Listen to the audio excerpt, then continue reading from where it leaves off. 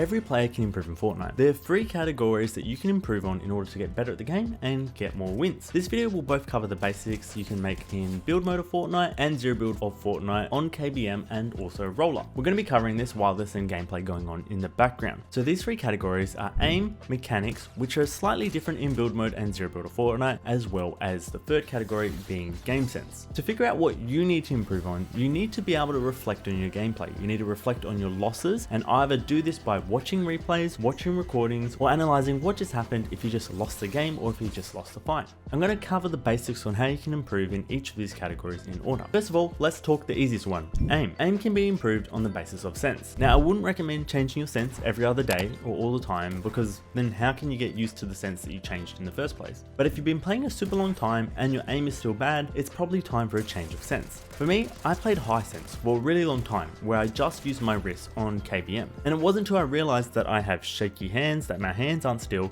that I switched to a super low sense using my entire arm. When I play Fortnite, the maximum distance I can turn in the game is a 180 on my mouse pad.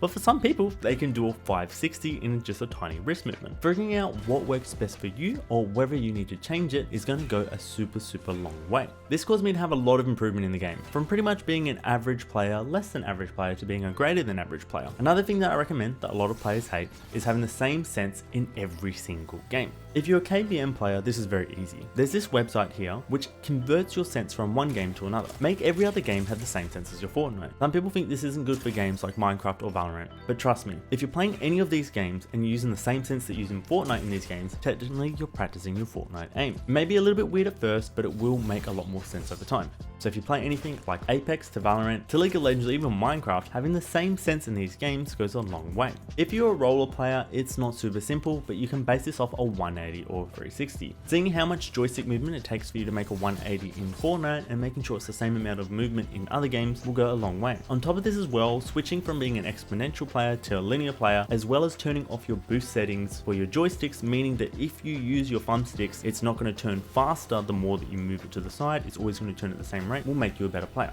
Yes, these other settings are easier, but if you really want to improve at the game and get better at the game, you want to be changing these settings so that you can make these micro adjustments and you can move a lot faster. It's a lot harder, but it will benefit you over time. In order to train your aim, once you've changed your sense and all those settings, I recommend aim trainers. On PC players, there's a lot of options, but if you're on console or roller, there's a few less. On computer, you can use Aim Labs. It's a completely free software that you can practice your aim in. This is great because it allows you to load up fast. You don't have to wait for creative to load. You don't have to wait for skins to load. You don't have to think about these other settings. You can get in, you can give you proper base results telling you where you need to improve your aim, and then you can improve your aim based off that. I use Kovacs, but it's paid. It's pretty much the same thing.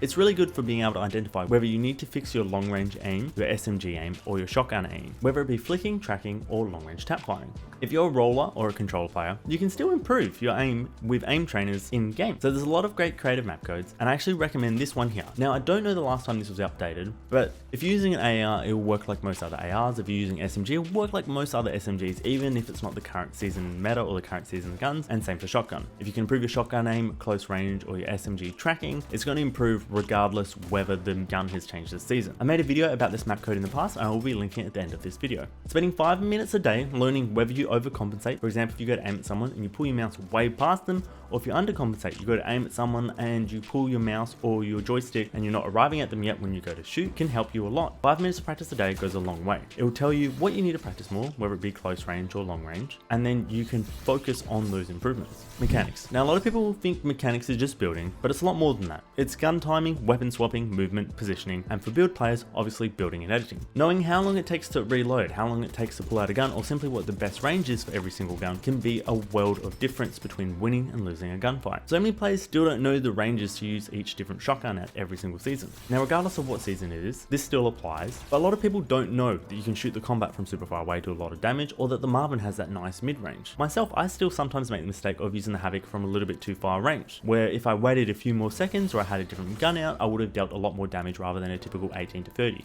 When it comes into movement from mechanics, this allows you to get the upper hand in a fight. Whether it be sliding, sprinting, mantling, or any new mechanics in the future, you need to make sure you know how to master these movements and how they work. If If you get tagged a lot when pushing or rotating, your movement needs work. Simply making these adjustments, like adjusting your LOS, your line of sight, when pushing someone after you hit them, so pushing them at an angle where they can't see you, will help you a lot. Or if you keep losing close range fights, and knowing when to slide or jump or whether you're overdoing that can make a world of difference. If you ever get third party or hurt while rotating to zone, your positioning and movement needs work. Now this ties a lot into game sense, and we'll cover the basics of that later as well. But do note, your mechanics do include these things. In zero build, for example, if you get a kill, you need to loot as fast as possible and you need to get out as fast as possible. People are going to be rotating to you, and if you don't have these fast mechanics of how to rotate and how to move around the map nicely and efficiently to somewhere where it's safe and has cover, you're more than likely going to get third partied and destroyed. If you play build mode, noting whether you get shot down a lot in the fight, which has to do with game sense also. If you get shot a lot while editing, if you get coned, or you get shot while building up, you need to adjust and fix these things. For example, if you get shot a lot while editing, you need to fix your peeking, making sure you always have cover when you edit. If you get coned a lot in fight, you need to improve your game sense and know whether or not someone has piece control on you or whether or not you want to push a certain way. If you get shot when building up, you need to understand how building mechanics work. For example, if you got a floor and a cone above you, if you edit that floor, you can then place builds outside of that cone even if the cone's not edited. Place another 2 walls, then edit the cone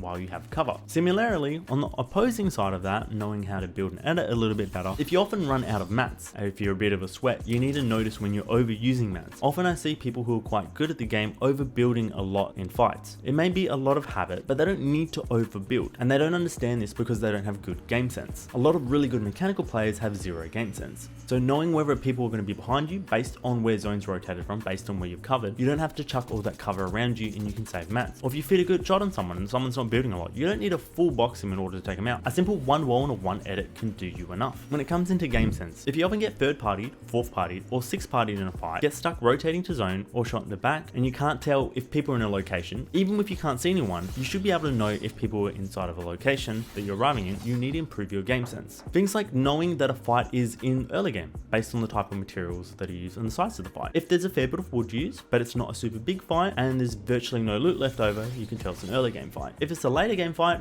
they're probably going to be using brick or metal, the fight might be a bit bigger, and majority of the time there's going to be loot left over. People aren't going to be taking all the ammo, all the materials if you're playing build mode, or all of the heals, because simply their inventory will be pretty stacked already. So if it's a late game fight and there's that stuff around, there's probably someone close by towards you. And if it's an early game fight, but you're playing late game of Fortnite, for example, there's not much loot there's a couple old wood builds, you don't have to be too worried about people being around. Other things as well, like knowing what dead side of zone is, which I've been talking about for the previous year of videos, and knowing whether people are going to be rotating from based on dead side of zone or based on where hot drops are will help you out a lot too. The basic summary of this is hot side of zone is where the bus line is. So wherever the bus is, you go the opposing side of that to the edge of the map, that's dead side of zone. It's not going to be many people behind you, you can rotate in more softly and you don't have to clear out a zone or an area, and there's less chance to be third party. So in summary, in order to improve in Fortnite, you need to know what you're bad at. If you're bad at aim, you need to improve your aim. If you're bad at mechanics, you need to improve your mechanics, whether that be building or your positioning in fights. And if you have no game sense, you get shot down lots in a fight. For example, you can't tell whether someone is shooting at your builds, or if you've only been using 2 bits of wood to hold out your build fight, or you're building above 5 stories when you really don't need to, or you're just cranking heaps when someone's under you and you don't realize they're not cranking as well, you need to improve this stuff.